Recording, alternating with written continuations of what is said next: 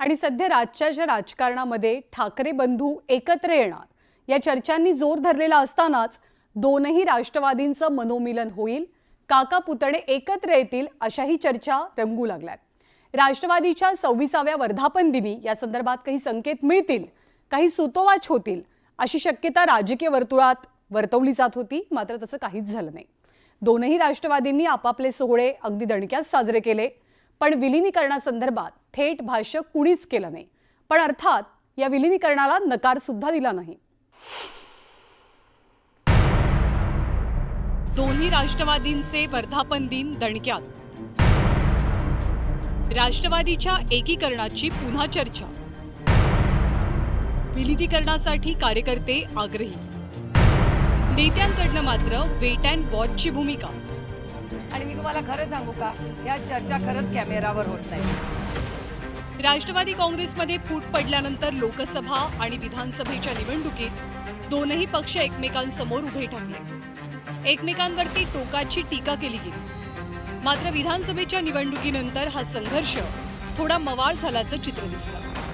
अनेक कौटुंबिक कार्यक्रमांसह सार्वजनिक कार्यक्रमांमध्ये काका शरद पवार आणि पुतणे अजित पवार एकाच मंचावरही दिसले। त्यामुळे दोनही बाजूच्या कार्यकर्त्यांकडनं एकत्र येण्याची चर्चा रंगली। राष्ट्रवादीच्या वर्धापन दिनाच्या निमित्तानं नाशिक आणि नागपूरमध्ये तसे बॅनर्सही झळकले। उद्या जर स्थानिक स्वराज्य संस्थेच्या निवडणुका झाल्या, सगळ्या निवडणुका वेगळ्या वेगळ्या झाल्या, तर सगळ्यात पहिले राष्ट्रवादीचेच कार्यकर्ते राष्ट्रवादीच्या विरोधात उभे राहतील, शिवसेनेचे कार्यकर्ते शिवसेनेच्या विरोधात उभे राहतील। परिणामी फायदा 4-5व्या पक्षाला होईल, आमचं हे मत आहे। जर खरोखर राष्ट्रवादी ठीक आहे, जनतेसाठी आम्ही खूप मोठं काम करतो, दादा चांगले काम करतात, पवारसाहेब चांगले काम करतात, पण ह्या महाराष्ट्रातल्या जर कार्यकर्त्याला खऱ्या अर्थानं घडवायचं असेल तर हे राष्ट्रवादीचं एकत्रीकरण अत्यंत आवश्यक आहे। पक्षाच्या विलीनीकरणासंदर्भातला पुढचा निर्णय सुप्रिया सुळेंचा असेल असं शरद पवारांनी म्हटलं होतं, आणि त्याबद्दल बोलताना सुप्रिया सुळेंनी काय म्हटलं आपण पाहूया। पण त्याला टाइमलाईन नाही ना, त्याला टाइमलाईन नाही आहे। आज काही निर्णय कार्यकर्त्यांच्या भावना ह्या नेहमीच आमच्यासाठी सराखोपे असतात। राष्ट्रवादीच्या विलीनीकरणाबद्दल काही दिवसांपूर्वी अजित पवारांच्या पक्षाच्या अमोल मिटकरींनी भाष्य केलं होतं। आषाढी एकादशीपर्यंत दोन्ही भाऊ बहीण एकत्र येतील असं त्यांचं विधान होतं।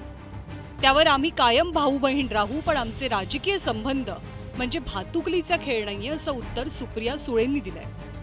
दोन्ही राष्ट्रवादी किंवा कुठलेही एका सशक्त लोकशाहीमध्ये कोणी कुणा बरोबर जायचं हा अधिकार संविधानाने प्रत्येकाला दिलेला आहे। आणि मी तुम्हाला खरं सांगू का, ह्या चर्चा खरंच कॅमेरावर होत नाही। आणि अर्थातच एक कुटुंब म्हणून पवार फॅमिली कालही होती, आजही होईल आणि पुढेही आहेच, याच्यात काही वादच नाहीये। त्याच्यामुळे माझ्यावर किंवा दादावर झालेले पवार कुटुंबातले संस्कार आहेत, त्याच्यात कधीच बदल होऊ शकत नाही। आणि राजकीय लाईन की काय घ्यायची असते ती दादाला आणि मला, आम्हाला दोघांनाही, हा काय बहीण भावांचा खेळ नाही ना, आमचा दोघांचा भातुकलीचा खेळ नाही, हा एक गंभीर विषय आहे। तर अर्थातच जेव्हा काही तो निर्णय होईल तो प्रत्येकाला लोकशाही पद्धतीने विचारूनच होईल, कारण का हा काही माझा आणि दादाचा विषय एकट्याचा नाही आहे। दोन्ही राष्ट्रवादींच्या विलीनीकरणाच्या केवळ चर्चाच आहेत असं म्हणत रोहित पवारांनी हा मुद्दाच खोडला। तर अमोल कोल्हेंनी शरद पवार घेतील तोच निर्णय अंतिम असल्याचं म्हटलं।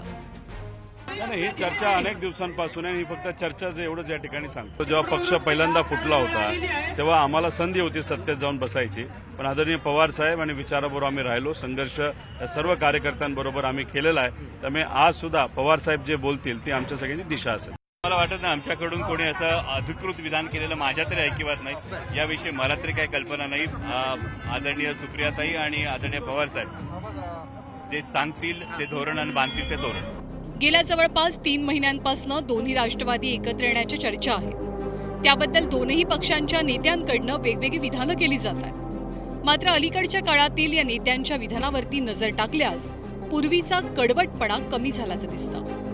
पक्षाच्या वर्धापन दिनाच्या कार्यक्रमात सुद्धा दोनही बाजूच्या नेत्यांनी एकमेकांवरती टीका टिप्पणी टाळली, आणि हेच तर एकीकरणाच्या दिशेनं पडलेलं पहिलं पाऊल नाही ना, याचीही चर्चा रंगली। Bureau report, news 18 Lokmat.